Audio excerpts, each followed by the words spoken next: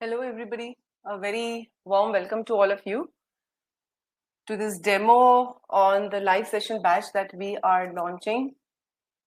And let me see who all have joined.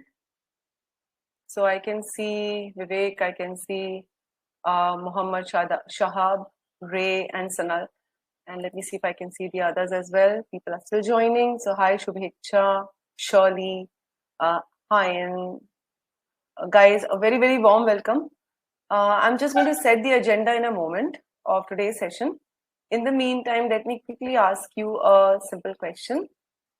Let me know if you guys can hear me clearly, if all of you can hear me clearly.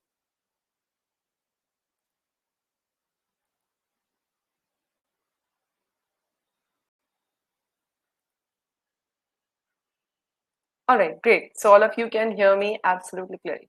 So guys, once again to set the agenda of today's session, today we are going to give you a glimpse of what the live session entails. And we are launching this session from next Saturday, that is from the 30th of September. And this session is to give you a glimpse of how that live session can be helpful to you all preparing for GMAT. So here's another quick question. How many of y'all present today have taken the GMAT at least once? How many of you present today? So I can see Nilofer has also joined, Akash has joined, Salman and Caitlin have also joined. So wonderful guys, we've got a huge gathering here. And do let me know if how many of y'all have taken the GMAT at least once, okay? Just want to have an idea about the class assembled today. All right. If you have taken the GMAT at least once, could be more than once, just mark yes on the poll. And if you haven't ever taken it, you're just preparing for it, then mark no. Okay, Shirley. So great, which means we've got a kind of 40, 50, 40, 60 division here. Most of you here have not taken the GMAT. So it's wonderful to have you here, guys. And I'm sure you're looking forward to see what advantages there could be to joining a live session batch, a live session course. All right. So let me get started, guys.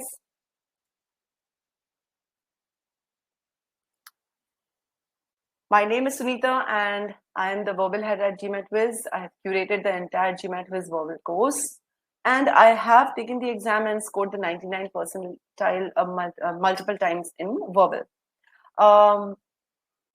Today's session will entail a very quick 5 minutes only where I'll talk about the format and the benefit of this live session preparation for which we are holding this demo. And then I'm going to talk about GMATWhiz CR methodology. With the focus edition knocking on the doors, CR is more and more important. In fact, it hasn't ever been as important as it is going to be on the focus edition. And through all of this, we are going to solve some hard questions. All right. So let's get started, guys, right away. So Ray says he has taken the exam, but you feel some questions are vague. So Ray, I'm sure there must be something in those questions that you did not analyze properly, or it escaped your analysis for some reason without you, without any intention of you doing so. And therefore those questions feel vague. All right. So hope that today's session is going to give you insights as well, how to read those sentences. Let me get started. So the benefits of the live session, guys, okay, first and foremost. Now, the live session format, if I talk about before I begin with the benefits, is that you will get access to the online course, which includes all the videos, all the question banks, all the mocks and everything, right? And the live session will be taken in the format where every week you will be given some assignment to prepare on your own. And then the sessions will take place over the weekend. That is on Saturdays and Sundays. All right. And this is both for quant and verbal. All the verbal sessions will be taken by myself and quant sessions will be taken by similarly experienced tutors. So that's the format where you will be going through the online course on your own throughout the week, and over the weekends, the live sessions will be held. Now, how would this live session benefit you? Very simply put, The first benefit is you're getting the best of both the worlds. So a lot of people prepare by only taking the online course. There are people who take up private tutoring, which is definitely very expensive. So this particular format where you are getting access to the online courseware and you're getting access to private tutoring, although it's not one-on-one, usually the batches are very small. They are 10 to 15 students, not more than 15 definitely. And therefore, you get the chance to, get the live mentorship and personal guidance that you look for, but cannot afford in personal tutoring. All right. So here in the sessions, I would be introducing questions which would test you for your approach, for your conceptual application. And you can ask questions directly to me. You can address me directly in the live sessions to understand what your problem is for personal guidance. Of course, you would also have access to me in terms of, other than the online course, you can talk to me, you can have access to my WhatsApp number, and you can discuss your problems with me as well. All right, so that is what the live session entails, best of both worlds. Not only do you get access to the courseware, you get access to a very experienced tutor. All right, and of course, on spot, somebody is there to tell you what you're doing wrong or what you're not doing right. Okay, when you prepare only on your own using only an online course, there is no one to tell you what you're doing wrong, what you're doing right. So this gives you the best of both worlds. Number two is, this is one step up from just learning the concepts. Now, whoever takes on the the online course, they definitely get to learn the concepts, all right, and whatever is there on the course, they are able to go through that. But this live session is where you go one step ahead. So I bring up very selected questions in the sessions, okay? And the selection is based on what are the different things that GMAT tests you for specifically. And these things might escape your notice or attention if you are just doing the online course. So when you take up this live session preparation, this combination of online plus live mentorship, you are taking a step up from just learning the concepts and applying them on your own. So the benefit is you will still be learning the concepts at your own pace, okay? So you can go fast, you can go slow, you can repeat, you can revisit. But then in the session, you will be going through, let's say, advanced concepts, which you would not be if you would be doing the online course only. All right. And the questions that will come up will be very selected questions. All right. They will give you the advantage of knowing all that there is to know about what is tested on the GMAT. Finally, the course maker is also the tutor. So as I've told you just now, I have curated the entire verbal course. So I know the course in and out, and I can help you use the course in the best possible manner. All right. So you are able to get the most out of the courseware that you're using, which you probably might not if you're just using the online course. So these are the major benefits. One more benefit is there, which is that you get attached to a community of students who are on the same boat as you. So you get attached to some 15 odd students who are also preparing, and we have this forum, this platform called the Discord, through which you can interact with all those students. All right, you can interact with mentors and you can interact with students. It's like a kind of a chat thing where you can talk to the mentors, where you can talk to your study buddies, you can form study buddies on your own. So you get access to becoming a part of that community, live community. These are the benefits, guys.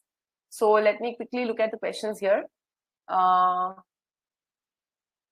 So Salman has asked, would this include assistance for application or applying to colleges? Salman, that is, what you're really talking about is consultancy. So consultancy is not included as part of this course. All right. Some little guidance you might get if you talk to Piyush about it, but then proper application help or proper help with the application to colleges, for that you have to separately take up consultancy, buy the consultancy package with us. That is not included in this. Shahab is asking, we need to complete the pre-work ahead of every live session. How do I know what to complete? Good question. I will be telling you at the end of every session what you need to complete. And once you join the community, as I was mentioning, we will mention on Discord what you need to complete ahead of every session. All right. So you don't have to worry how much you have to complete, what you have to do. All that will be done by the mentor who's taking the session. Okay. So you don't have to figure out anything on your own. Shantanu, if you join the live classes, I think it will be valid. It will be upgraded.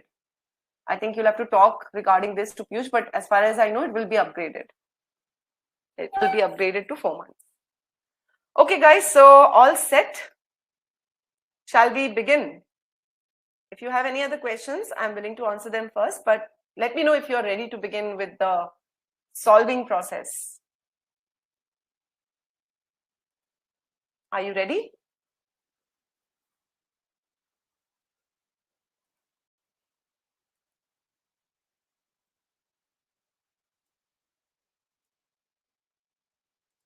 Great, all of you are ready.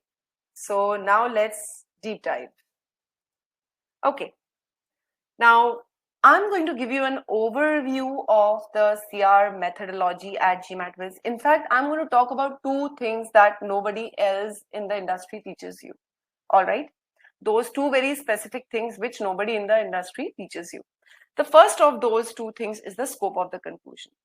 Now you might wonder, what is this and how is this going to help me? So scope of the conclusion. Now remember, one of the most common mistakes students make during the ACE is answer choice elimination, that they pick out of scope answer choices as the correct answer. All right. So often you would find yourself selecting out of scope answer choices as the correct answer. Why is this mistake committed? Because before moving to the answer choices, you are not really setting up the scope. Okay, because if you set up the scope, if you said, okay, this is the boundary, this is the scope within which my correct answer choice must lie, if you are setting this up, then it becomes easy to rule out anything which is out of scope, right? And keep only those choices which are within the scope. So setting up the scope or defining the scope is a very important step, and nobody teaches you to do this. All right. So I'm going to talk about that today. At GMATWhiz, we teach you how to recognize the scope for different kinds of questions. For example, the scope of an inference question is very different from the scope of an assumption question. In an inference question, the scope is set up by following the information in the stimulus.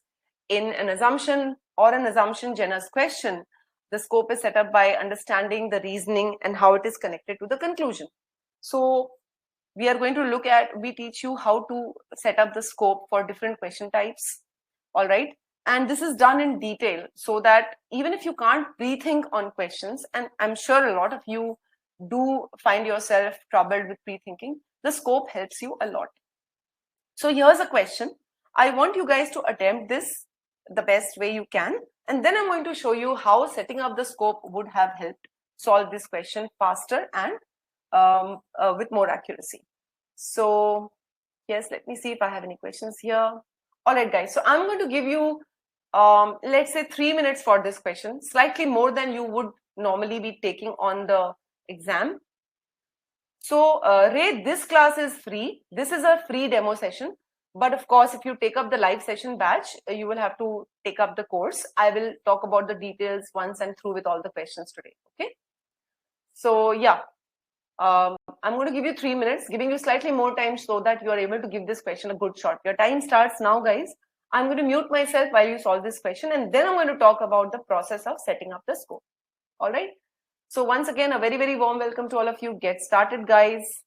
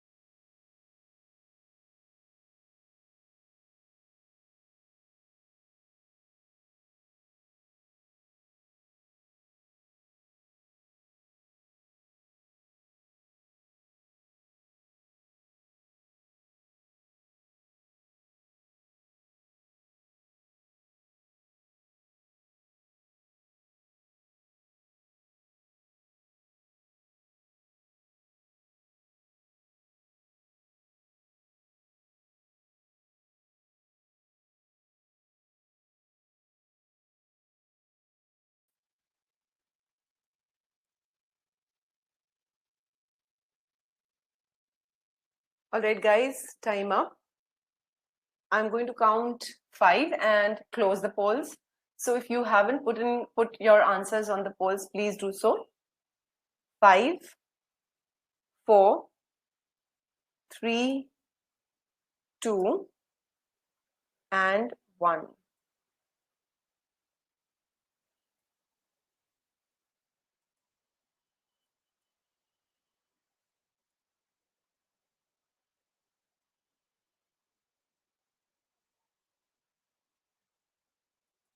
Okay, let's take a quick look at the polls.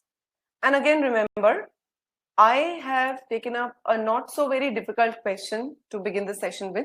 The purpose of solving this question is not just to see whether you got it correct or not.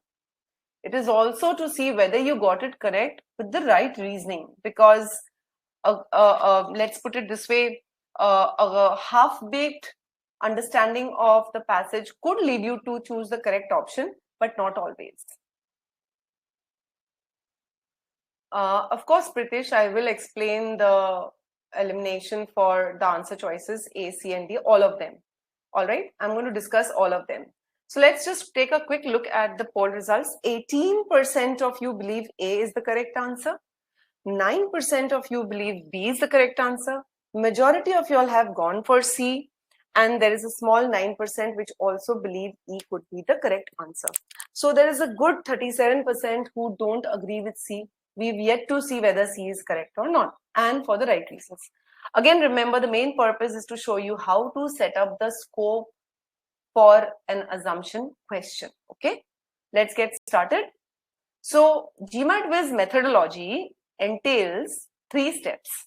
One is analyzing the stimulus, which is what we are going to do now. Then applying some amount of pre-thinking. Now, this is optional. If you are setting up the scope, you don't always need to pre-think. But while you are learning critical reasoning, it is a good step to undertake. And ACE is answer choice elimination. So I'm going to discuss the first step here. A proposed change to federal income tax laws. Now, you could simplify this by thinking, all right, there is a change, there is a proposal that is being made to change certain income tax laws. And this change would eliminate deductions from taxable income for donations a taxpayer has made to charitable and educational institutions. So if you simplify this, what it really means is, for a new proposal, there are certain changes that are going to be made to federal income tax laws. And these changes are all about removing deductions from taxable income for donations. So if you're giving donations, you're getting certain deductions. But according to this proposed change, you will no longer get those deductions. Let's read the next sentence. If this change were adopted, that means if the proposal got passed, wealthy individuals, so now out of the broader category of taxpayer, we are shortlisting wealthy individuals, would no longer be permitted such deductions. All right, so wealthy individuals are not going to get any more deductions for donations that they make to these institutions. Fair and good. So the author wants to tell us what is going to be the impact of this proposed change if it were to be adopted. Okay, let's read on. Therefore, now therefore is a conclusion trigger, conclusion marker. It tells you this is the main conclusion of the argument. Many charitable and educational institutions would have to reduce services. That means they would have to reduce their work, and some would even have to close their doors. All right, so as a result of this proposal, if it were to be adopted, then many of these institutions would have to reduce work, many of them would have to close their doors. Now, how to set up the scope? The question here, the question stem was, what is the assumption behind the conclusion, right? To set up the scope, you have to simply do this. Ask yourself, I am looking for, rather tell yourself, I am looking for any new information that shows why and how, and after that you are just putting the conclusion as it is, right? So scope of conclusion, if you're looking for the assumption behind the conclusion, is question yourself. I need new information. that will tell me why these institutions would have to reduce service, or how these institutions would have to reduce service, why these institutions would have to close doors. Now, you might ask, how will this simple step help? I'll show you how. We are now moving to the pre-thinking step using that scope. So the scope is any new information that shows why and how the conclusion will take place, correct? So let's ask that question. Why will charitable institutions reduce service? The simplest common sense answer is because they won't have enough money. Because they won't have enough money, they won't be able to do enough work, or they might even have to stop work altogether. You can next ask yourself, why won't they have enough funding? In the context of the passage, they won't have enough funding because wealthy people won't donate as much once the deductions are eliminated. And then you can ask further, why will they not donate if the deductions are eliminated? Because they were donating only for the benefit of the deduction. So by just fixing the scope, you came up with 3 assumptions. Now, again, I'm saying that in the exam, you don't have to sit and do, follow through with this much.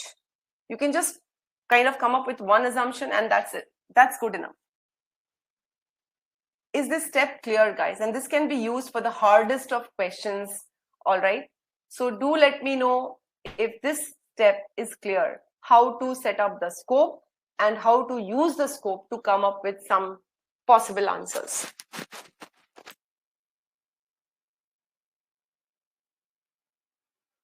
So a lot of you have said you haven't understood. So please, you can ask me your questions. Anything that you want to ask or clarify, please go ahead.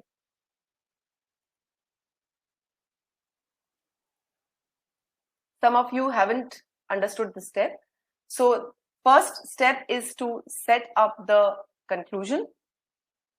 Then next step is to ask, because an assumption is always a new information, all right, and it always supports the conclusion.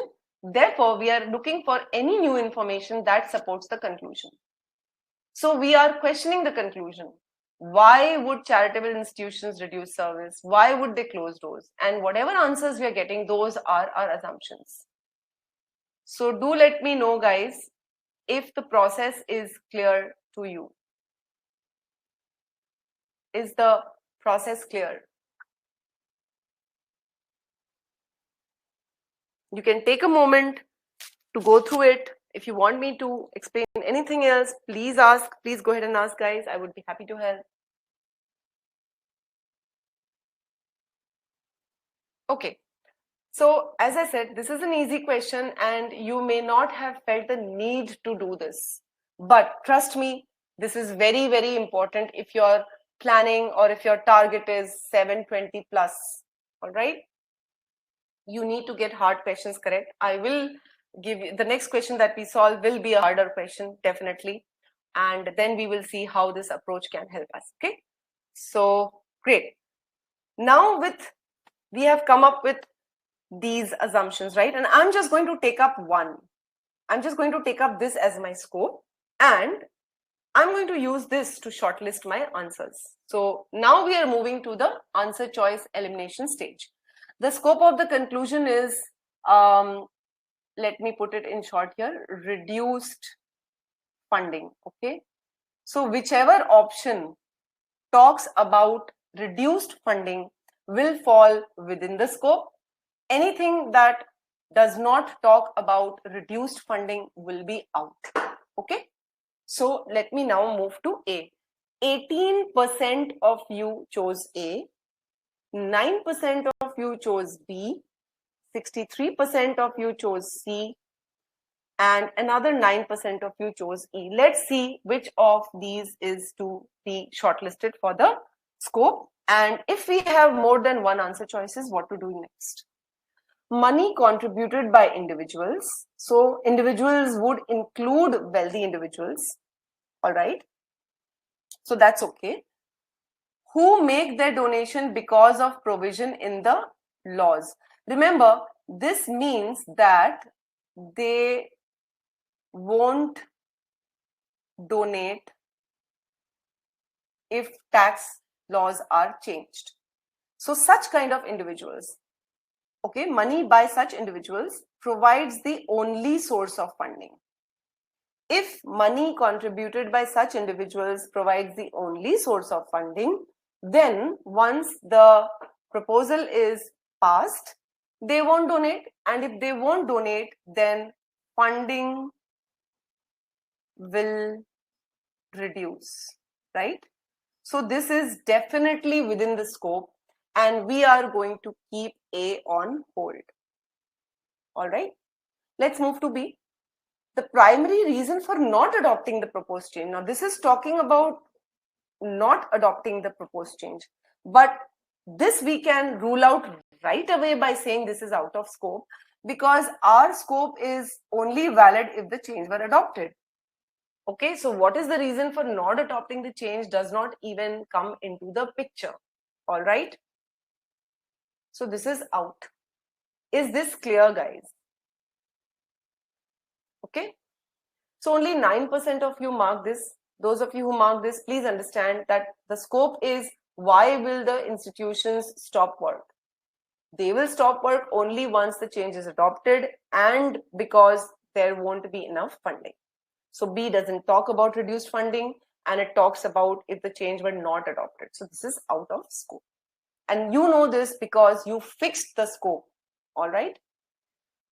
C says, without incentives offered by federal income tax laws. So incentives here in the context of the passage would refer to deductions. So without deductions offered by these tax laws, at least some wealthy individuals, means at least one, and could be any number higher than one, would not donate as much money to these institutions as they otherwise would have. So this also falls within the scope.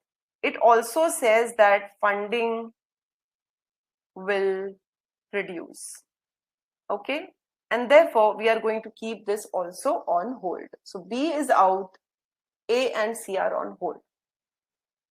And again, remember guys, I am setting up a process. The focus is not whether you get it correct or not. The reasoning should be correct. Let's look at D. Wealthy individuals who donate money to charitable and educational institutions are the only individuals who donate money. Okay, but this does not talk about funding reducing, right? So this is also out of scope.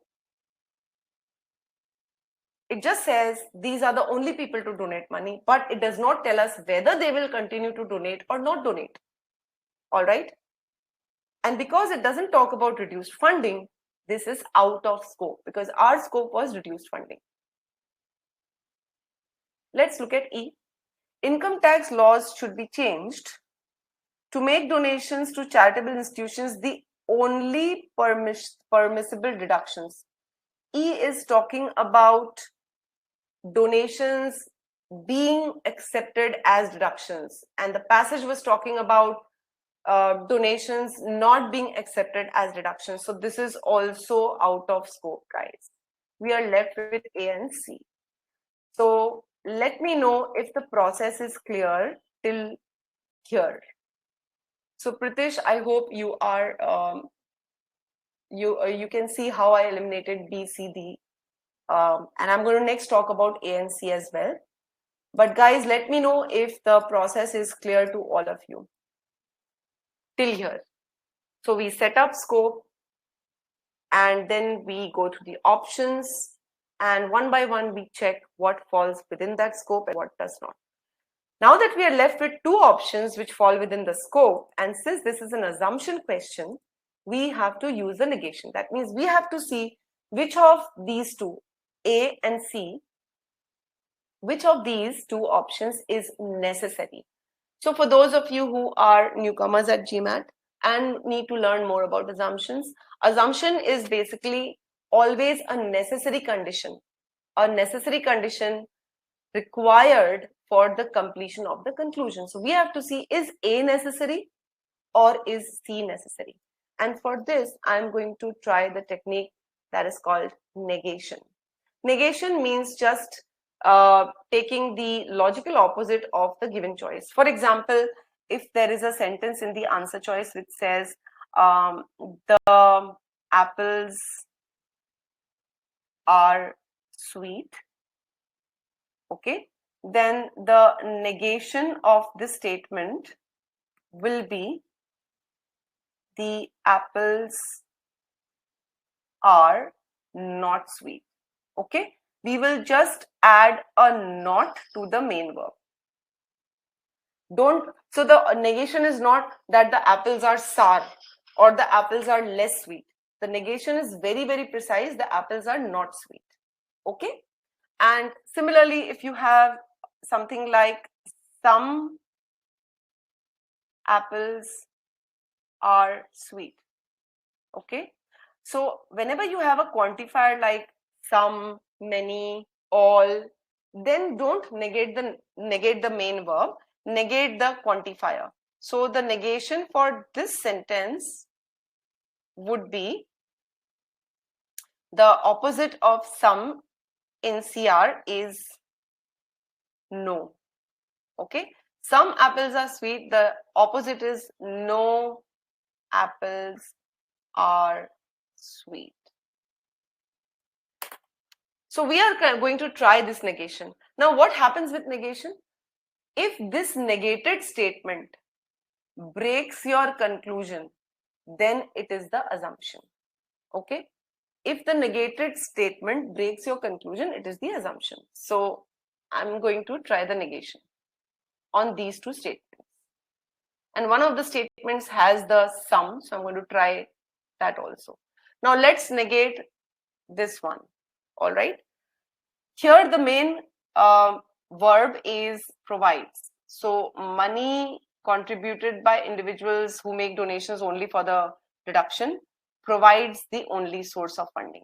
I'm going to negate this. So negated, it will mean money provided is not the only source, right? So negated, the choice will mean that these individuals who make donations are not the only individuals providing the source of funding, right? They do not provide the only source of funding. So that means if they are not the only sources, it means there are more than one source. So let's say wealthy individuals are one source and there are other individuals. Now, if wealthy individuals stop donating, okay, according to this, they will stop donating, right? If they stop donating, what will happen? What will happen? It will still have to reduce services, right? If there is an institution X and it is receiving funding from more than one source, even then if one source reduces funding, then this institution will still have to reduce service. So the conclusion stays. So A does not break the conclusion upon negation. Therefore, A is not a necessary condition. Okay, A is not a necessary condition. Is this clear, guys? And that leaves us with C. So C is the correct answer. So do let me know, guys, if the process is clear. Again, I understand if you don't know the whole process of negation, you might not understand it clearly. And this is a very short platform to understand that entire thing. So guys, all of you have answered no. Have I asked the wrong question? My query to you, all of you, is the explanation clear so far? Is the explanation clear?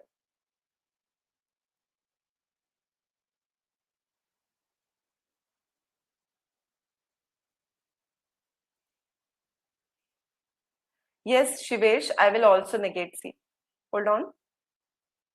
Okay, so just to demonstrate, let's also try negation of C. Okay, without incentives offered by federal income tax laws, at least sum is there. So this sum will become no. All right, don't negate the verb.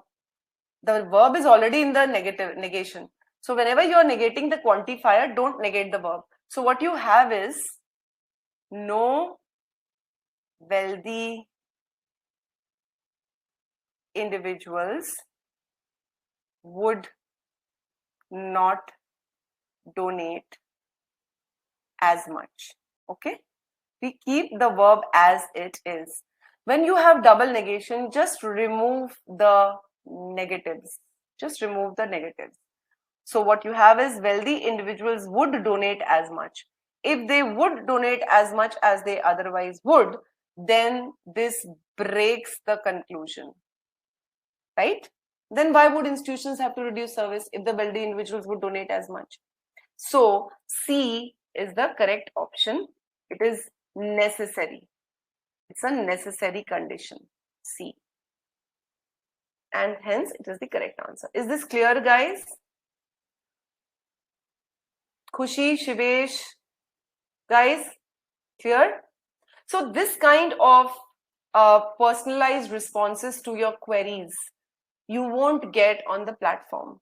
So using an online course is okay for people who have perhaps taken tutoring earlier, or they have taken the GMAT twice, thrice, maybe. Even then, I think after a point of time, you need personal attention. So the online course is able to give you that. No, Shivesh, I did not negate would not. I will just show you this once again. So I have not negated would not. No wealthy individuals would not donate. I have kept this. But since you have a double negation in a sentence, it automatically cancels each other out. All right. So I did not negate would not donate.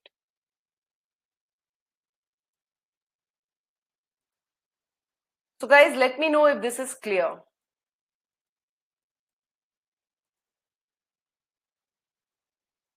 Khushi, Shivesh, is this clear? Pritish and the others?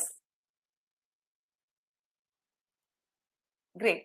So guys, I think those of you who might have made mistakes or who chose the correct answer but not for the right reason, the core problem is always that we don't focus on the logical aspect. Like we focus on the timing. We want to quickly read the stimulus, quickly go through the options, and we do not take the time out to learn the logical aspect. But once you take that time out, all right, if you're following a certain set process, all right, you will not deviate from the correct path. So accuracy is more important than timing. Here is another question, but before that, guys, I'd like to share a couple of things with you guys. Let me see if I have any queries. All right. So guys, I'm sharing with you a few things here. First and foremost, I'm going to share with you the link to the free trial version of the course. The link to the, crash course details. Let me share those for those of you who are interested in that. I'm also going to share with you guys the link to the free trial version of the course. And if you're interested in talking to any of our strategy experts in order to address your issues, address your problems, you can set up a free call with our experts by using the calendly.com link. So at GMATWhiz, we teach you the correct approach to CR questions. So the correct approach is analyze the stimulus properly, pre-thinking or fixing the scope, either ways. If you can't pre-think, the scope is always there. And then the answer choice elimination. Okay. So we also teach you how to analyze the answer, the stimulus properly. We have dedicated over 3 hours just trying to teach you the basics of CR. And with critical reasoning becoming more and more important, it is important that your basics be very, very clear. And in this basics, we teach you about how to fix the scope and how to eliminate choices properly. All right. This is another official question, guys. So give it a shot. So Vivek, I will just message you privately because again, the platform is too small to go into negation only right away. All right. Guys, go through this question. You have 2 minutes. Your time starts now.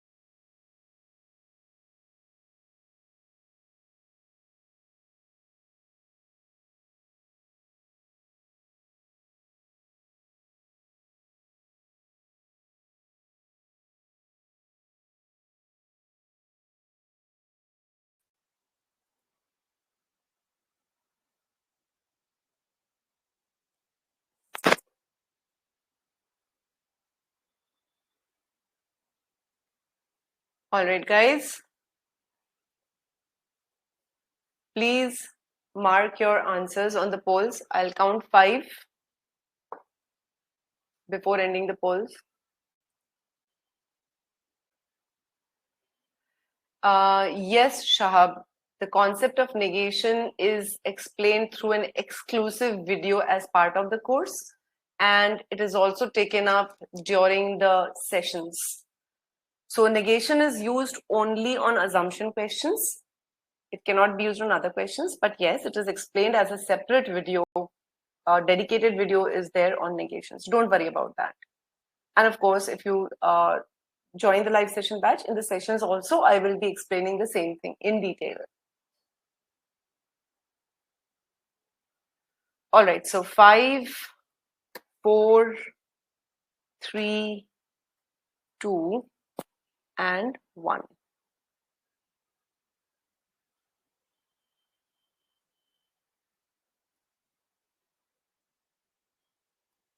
Okay. Now let's see what are the choices. So 41% of you believe B is correct. 25% of you believe C is correct, and 33% of you believe D is correct. Now that's a hard question. All right. If we are to believe GMAT Club, this is 750 plus level above, almost 800 level question.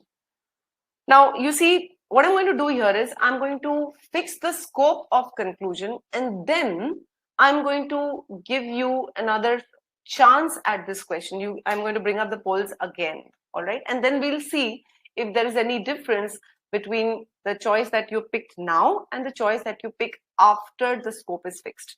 So let's go ahead. I'm going to analyze the stimulus and the question stem.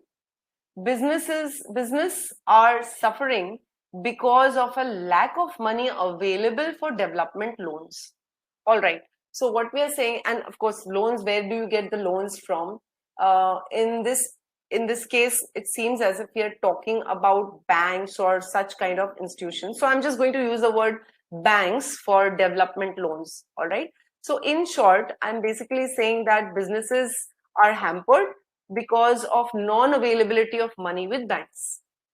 They don't have enough money to give this development loans, and that is why businesses are suffering. Okay, that's a fact.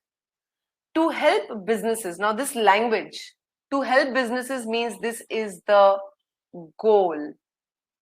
Okay, the government plans to, so this is the plan, modify the income tax structure. All right. In order to address this problem, changes are to be made to the income tax structure. What is that change? Induce individual taxpayers. That means the structure will be changed in such a manner as to force the individual taxpayers to put a larger portion of their incomes into retirement savings accounts. So if you, me, he, she, they, them are employed personals, we will now have to put in a larger part of our income as savings into our retirement accounts. All right. So clearly the mechanism is clear. The government believes that if individual taxpayers put in more money, banks will have more money in such accounts, and if more money is there in the accounts, more money will be available to the borrowers. So taxpayers have to save more money, thus there will be increased availability of money with banks. So understand that all these are premise, and okay, this is the conclusion. And the reasoning behind the conclusion is very simple. More money available with banks, so more money becomes available to borrowers automatically. How will we fix the scope? Now, before fixing the scope, we will read the question. Which of the following, if true, raises the most serious doubt? Okay, so we have to weaken something. We have to cast a doubt on something regarding the effectiveness of the government's plan to increase the amount of money available for loans for businesses. So we have to basically say, the scope is, we have to prove any new information that shows how or why, even if more money becomes available with the banks, more money will not become available to the borrowers. Okay, this is our scope. Any choice that tells you that even if more money is available with the banks. Now, this is a premise, so we cannot weaken this. Okay, because as more money is deposited, any item that begins with a because is a premise, and you cannot negate the premise. All right, a lot of you have chosen a certain option which negates the premise. You cannot negate the premise. For example, you can't weaken and say that, oh, more money will not be available with the banks. That you can't do. That's basically the reasoning. So you have to prove that even if more money is deposited in such accounts, more money will not become available. All right, and that's the scope. Is this clear so far, guys? Is this clear?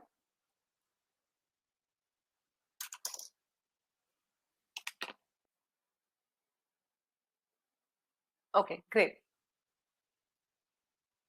So again, there is somebody to tell you what mistake you made here if you're attending a live session. That I'm telling you that some of you have made the mistake of you choosing an option which goes against the premise. So thank you. Let me now move ahead. So using this scope, okay, that even if more money becomes available with banks, more money will not become available to borrowers. I'm just going to use this scope. I'm not going to do any pre-thinking. Notice that I'm not doing any pre-thinking here. Okay, I'm just now going to the options, and I will keep on asking myself whether this falls within this scope or not. So let's read on. None of you chose A, but I'll still go ahead and talk about A. And let me just put the polls here. 41% of you chose B, 25% of you chose C, and 33% of you chose D. The increased tax revenue, sorry, my bad. I was going to give you guys another chance. So let me bring up the polls again. And you can reconsider your option if you think it was not correct. Go ahead, guys. I'm going to give you 30 seconds for this.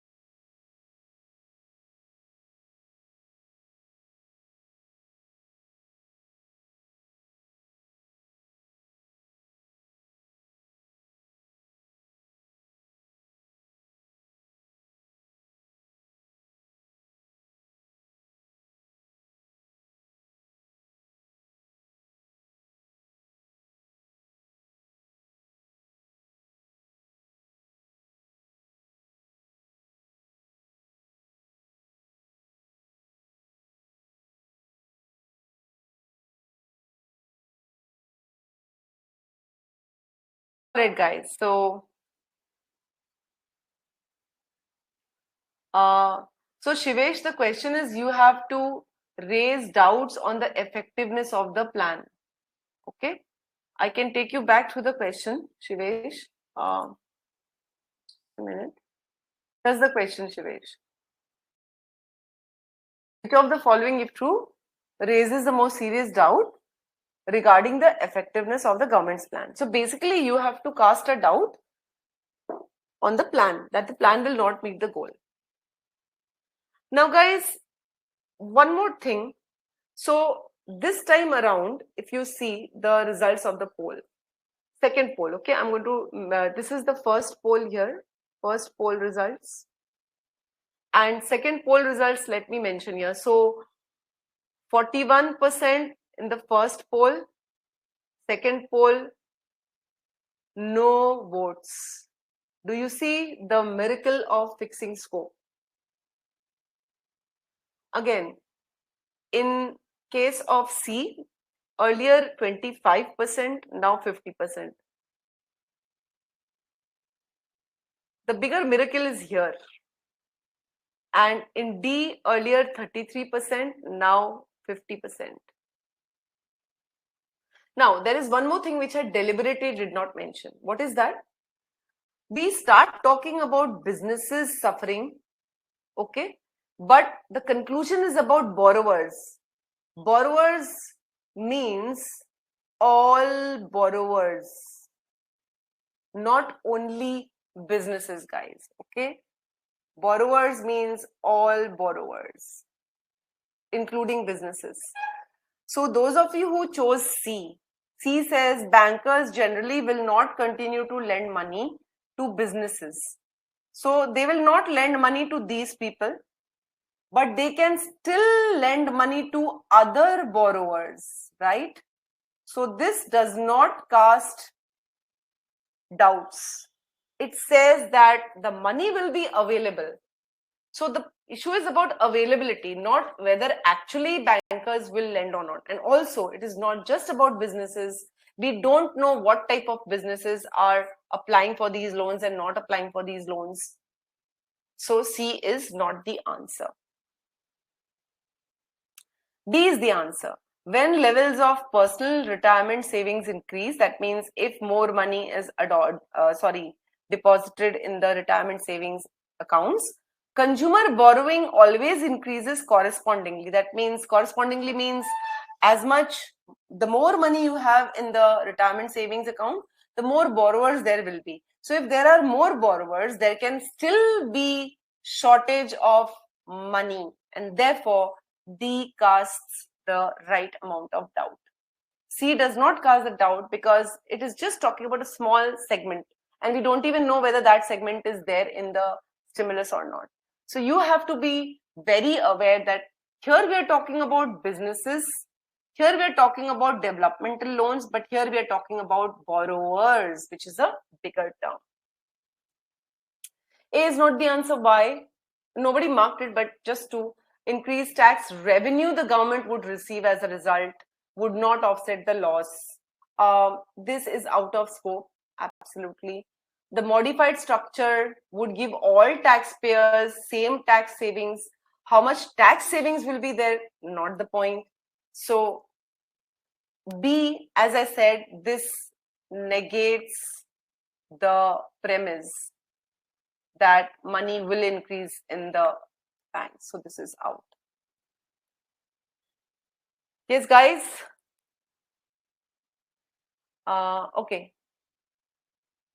So Shivesh, I have closed the polls. That is why you can't see it. Chetsi, C is incorrect because it is just saying that banks will have the money, but they won't lend it to only businesses which are going into losses. All right, or businesses which cannot repay. But then it is not taking into account the other borrowers. The conclusion is not just about businesses. The conclusion is about borrowers. All right, Sulagna, Chetsi, the conclusion is not about businesses whose earnings are insufficient. Does the paragraph tell you what businesses are going to apply for loans? No. The paragraph just tells you businesses suffer because of this, which means any business, it could be any business. And the conclusion is about borrowers. That means any borrower who wants to take that loan for development. It could be businesses, it could be people, individuals, all right? So C does not address that. Chetsi, Sulagna, is that clear? Yes, guys, is the explanation clear? So GMATWhiz is going to help you focus on all these aspects, guys. All of you, why do you? Okay, I'm going to re-ask my question. Is the explanation for C clear, guys?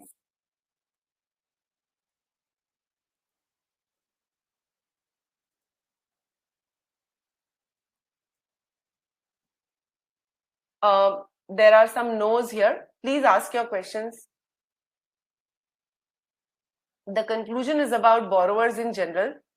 C is only talking about one aspect of the borrowers, and that aspect is not given in the premise. So C cannot be the answer.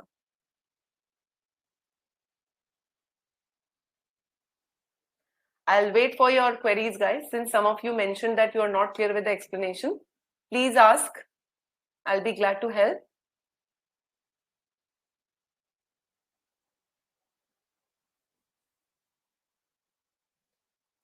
I don't see any questions coming up, so I'll ask the question again. Are you guys clear with the explanations, guys?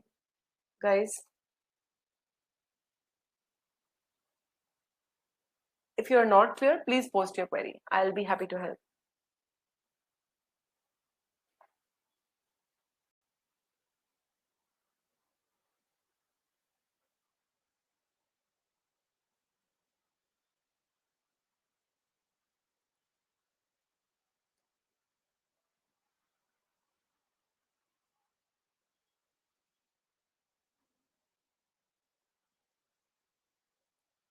Okay, so as I said, this is the marvel, or this is basically the benefit of fixing the scope. As I said at the beginning of the session, I'm going to talk about two specific features of GMATWhiz CR rather, and the other feature is pre-thinking framework. So far we were talking about a situation where you don't need to pre-think, or if if you had to pre-think, you cannot pre-think. So either you cannot pre-think or you don't need to pre-think.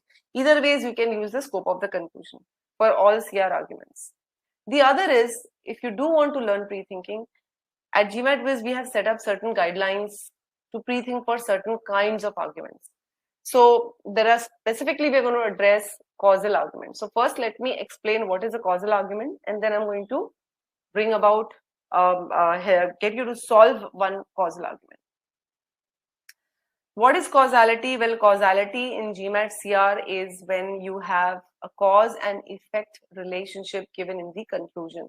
So event A causes event B, where event A becomes the cause, event B becomes the effect of that cause. All right. For example, read this statement. The unusually low amount of rainfall this year caused or led to or resulted in low production of corn. Bhavika, okay, let me answer this question, guys. Bhavika, premise is a fact that is provided in order to draw the conclusion. Suppose I say there are dark clouds in the sky.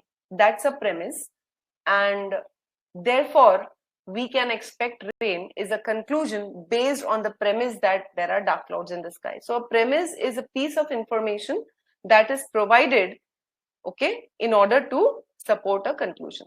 All right, so dark clouds in the sky is a premise. We can expect rain is the conclusion based on that premise. All right, so coming back to this example tells us that event A is basically low amount of rainfall, and that is the cause of another event, which is low production of corn. So this is a cause and effect relationship. Okay, for those of you who are not aware of causality, this is what a causality looks like. Let me know if this is clear to all of you guys. Since a lot of you here are freshers, I am going a little slower than usual. I want you guys to be very clear. So this is a causality, and nearly 25% of CR questions are based on causality. So it is worth the while to understand how to pre-think or how to understand a causal relationship. Okay. Now, the assumption behind any causal argument. Now, in other kinds of arguments, the assumptions might vary, but a causal argument contains fixed assumptions. There are 3 fixed assumptions for any causal argument. All right. And what are these assumptions? We're going to talk about that. But in other CR arguments, which are not causality based, the assumption can vary. We've already seen a question proposed, a change question where we could have had multiple assumptions, right? Reduced funding and reasons for funding and so and so. But in a causal argument, the assumptions are fixed. I want you guys to read this example. Give this a quick read.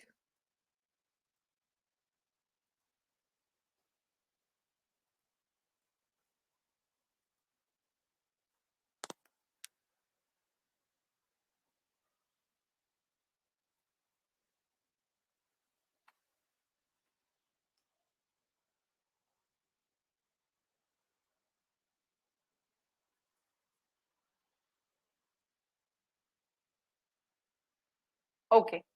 Now that you've read this, so here the author tells us, this is a premise telling us that there was an increase in the number of vehicles being driven on the road. And post that, the author has mentioned another event, and that is increase in air pollution. And the author has connected the two events to draw a cause and effect relationship. See, the original sentence only says it happened around the same time, right? But the author has drawn the conclusion, okay, which means the author has definitely made certain assumptions. Just by mentioning that two things happened at the same time, can you conclude that one is the cause and the other is the effect of that cause? You can't. But in CR arguments, the author makes certain assumptions. So the author assumes that event A must have happened before event B. That is, the author assumes that last year, the increase in the number of vehicles being driven on the road happened first, and then only after that only there was an increase in the pollution. Because if event A did not happen first, then it cannot be the cause.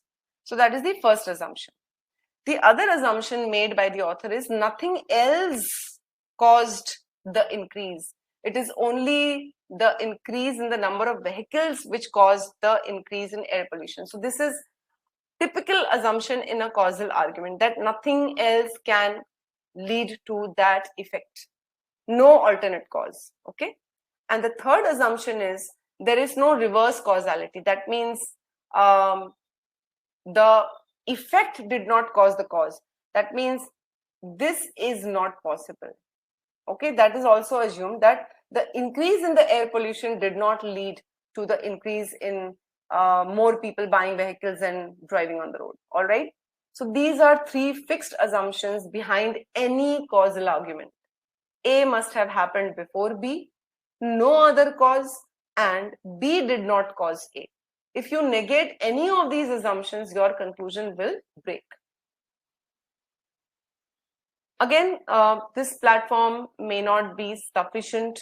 That means this one session may not be sufficient for you to understand these three assumptions in depth, but just do let me know if it is clear so far. Let me know if the explanation is clear.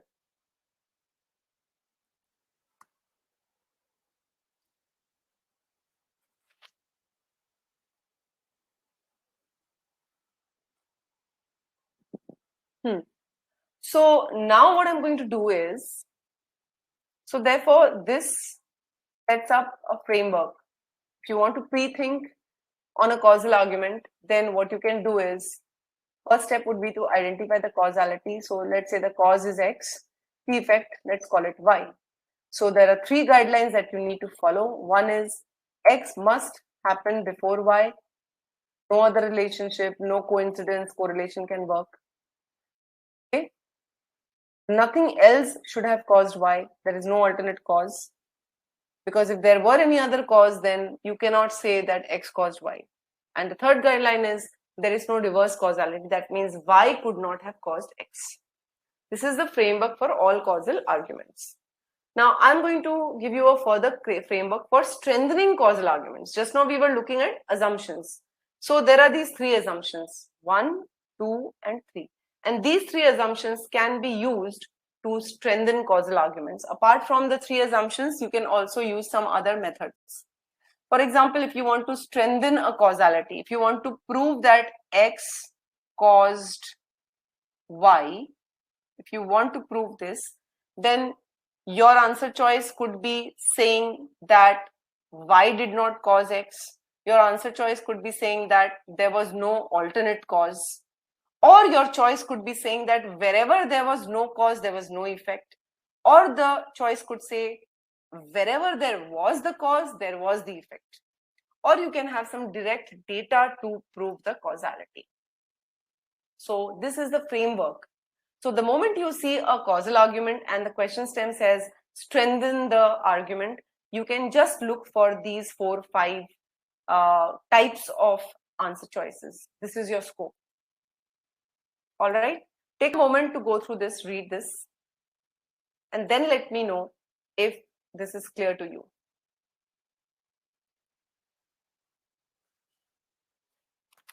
Take a moment to go through this. Then let me know if the explanation is clear.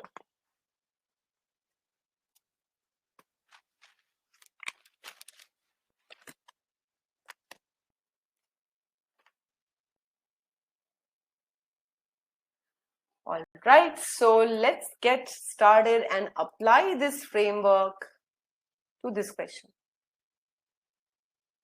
So I'm going to give you 3 minutes so that you can comfortably go through this. You may or may not remember all the framework, but we'll discuss that. So go ahead, guys.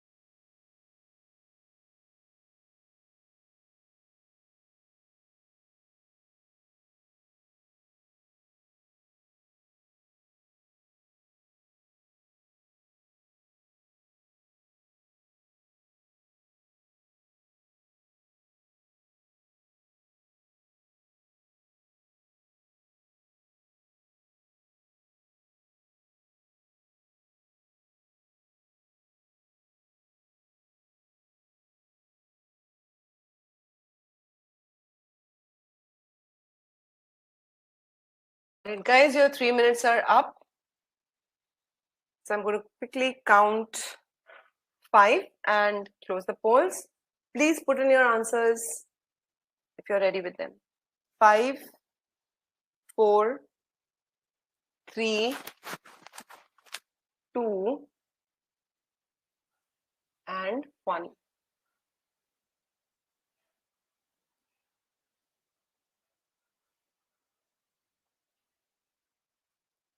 Okay, 20% of you believe B is the correct answer, 40% of you believe C is the correct answer, and another 40% of you believe E is the correct answer.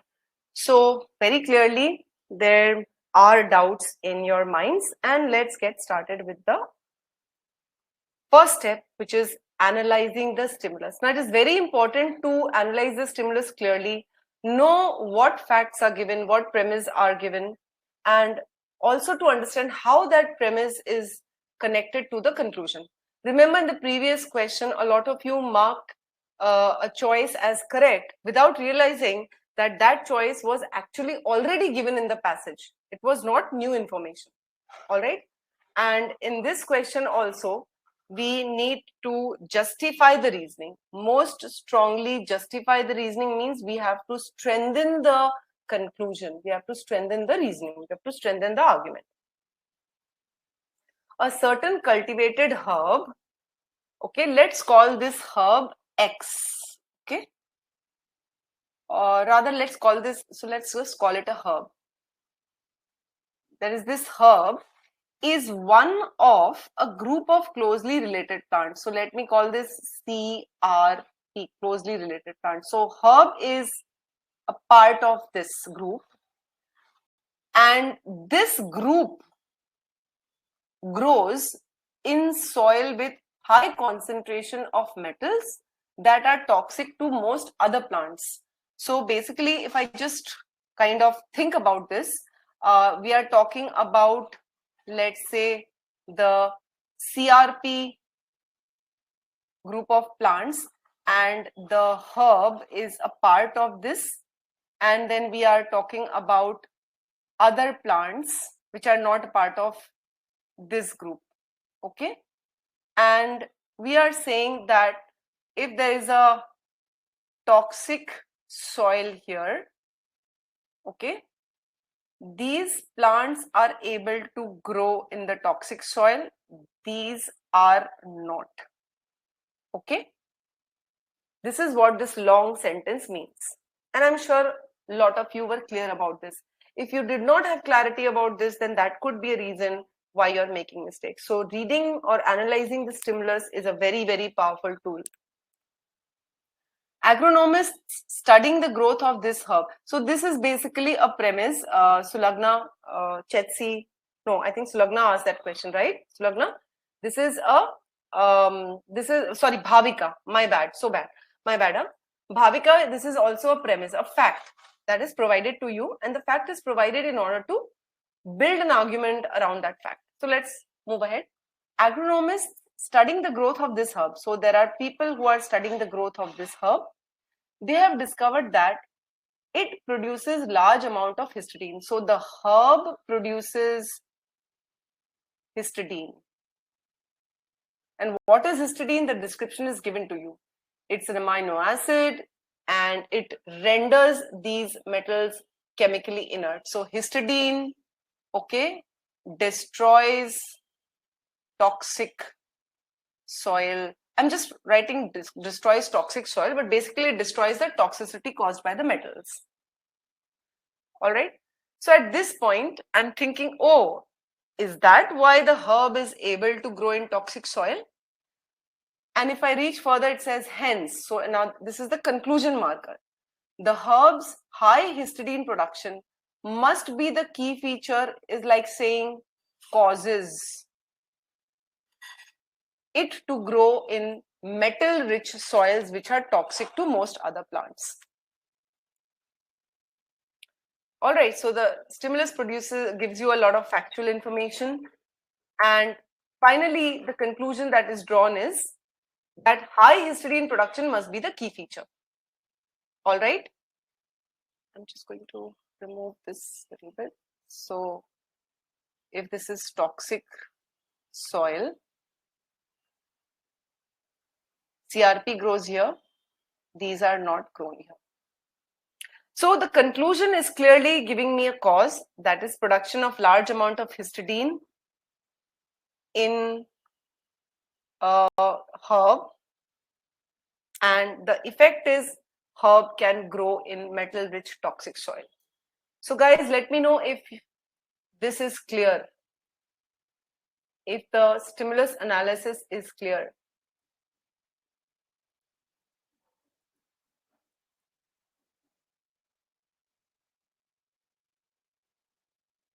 Now, since we've got a causality, we are going to apply the framework. Please remember, in the exam, you don't have to come up with 4, 5, 6 strengtheners. Here we have to strengthen that yes, histidine is the is responsible for the growth of the herb. That is what we have to justify, all right? But because I just want you to demonstrate the benefits of the framework, I'm going to use all the 4 points. So cause is the production of histidine. Effect is the herb can grow while the other plants cannot. So first is Y did not cause X. So I can choose any option which says the metal-rich soil was not actually producing histidine, right? If the metal-rich soil is producing histidine, then it cannot be the cause effect. Second is there was no alternate cause. That means the herb did not have any other adaptation. Other means anything other than histidine that could be considered helpful in surviving the toxic soil. So we can choose an option which rules out any other adaptation. 3, no X, no Y. That means histidine is absent in other plants. Okay, so we don't know whether these other plants have histidine or not. Okay, so if we can prove that these other plants don't have histidine, we are supporting that. That is why the other plants don't grow, and that is why the herb grows. So we can do that, or we can prove if X then Y. So let's say, for example, if we prove that the CRP have histidine, because we don't know whether they have histidine or not. All right, so if we can prove that these don't have histidine, or if we can prove that CRP has histidine, we will be able to strengthen the conclusion. So let me know if you have understood this. Take a moment, let this digest, and then let me know if the explanation is clear.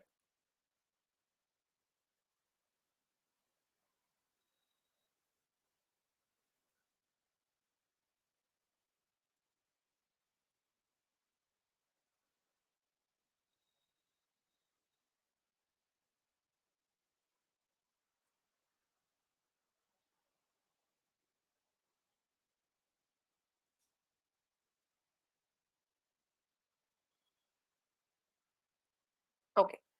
So using these 4 possible strengtheners, I will examine one choice at a time. None of you chose A, and A is not the answer, because A says the herb can thrive in soil that doesn't have high concentration of toxic soil. So this is definitely not our concern. This is totally out of scope, and therefore this is ruled out. 20% of you chose B. The herb's high level of histidine production is associated with unusually low level of some other amino acid. But what was the function of this amino acid? We don't know, right? So this cannot help us determine whether histidine is responsible for helping the herb to grow in the toxic soil or not. Okay, it doesn't prove whether it is the key factor or not. So this is also out. We are just saying it results in the production of some, it results in low production of some other amino acid. But because we don't know the function of that other amino acid, we don't know how this is going to affect the growth. So this is also out of scope. C, 40% of you chose C. Growing the herb in soil with high concentration of metal will, over time, that means after the herb has already grown. After the herb has already grown, then the concentration of the toxic metals will reduce. But what will help the herb to grow in the first place? Okay, how will herb grow in the first place? We don't know. After it grows, it will eliminate the toxicity. Doesn't help us determine the causality. A lot of you mark this, guys, and this is not the answer. So please go through this and let me know if you are clear why C is not the answer.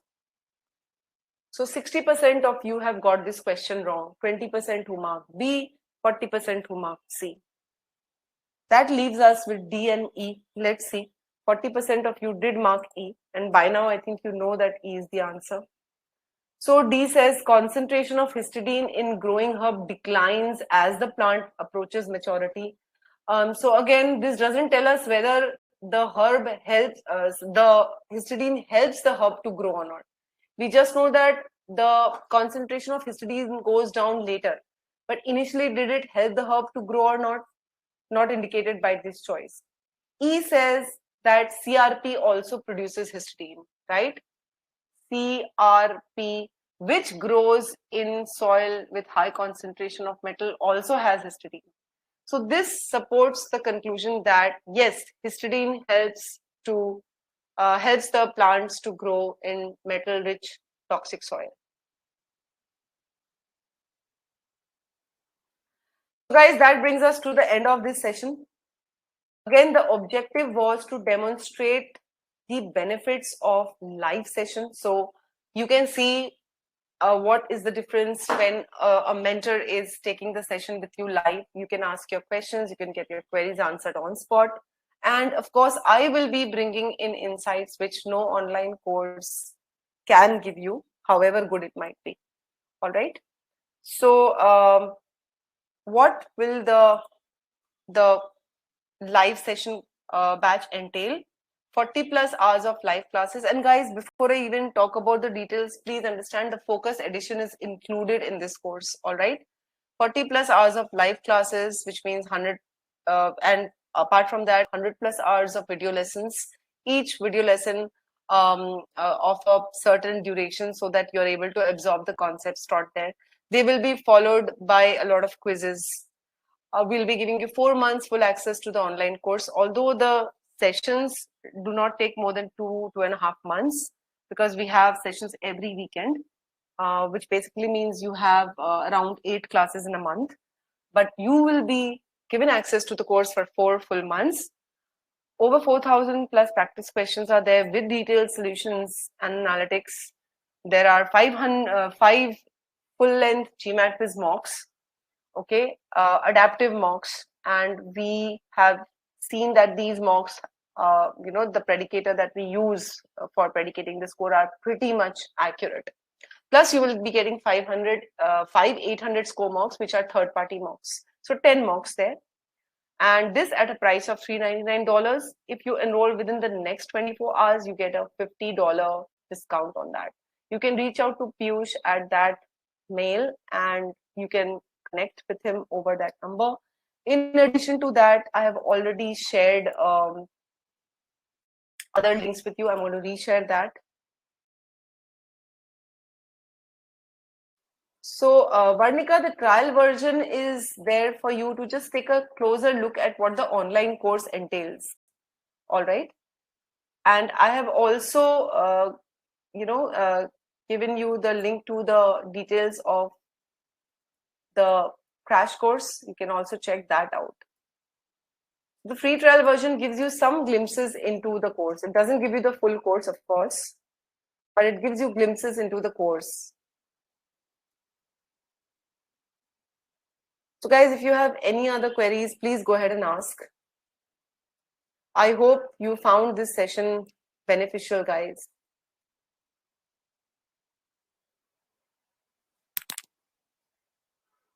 Any other questions that you want to ask regarding your verbal prep or your GMAT prep? Please go ahead. And do let me know in the chat box whether you found this session helpful.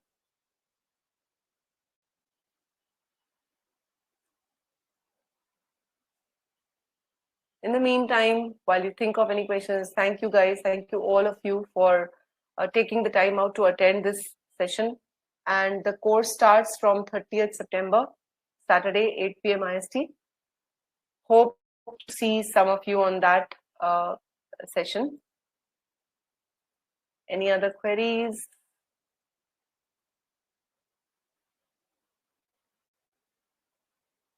So Caitlin, Salman, Hayan, Varnika, Akash, Shahab, Vivek, Bhavika, Chetsi, Sulagna, Shivesh.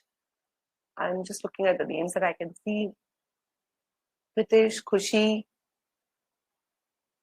Shantanu, Salman, Ray. Thank you very much, Shirley. Thank you guys for attending this webinar.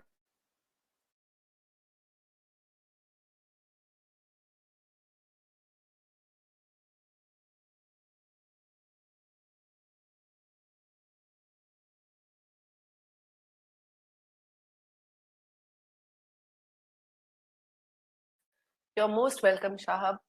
So I don't see any other questions coming up, guys. So all the best for your prep and hope to see you again soon. Thank you, guys. Take care. Have a good day if you're beginning your day and a good night if you're ending one. Bye-bye.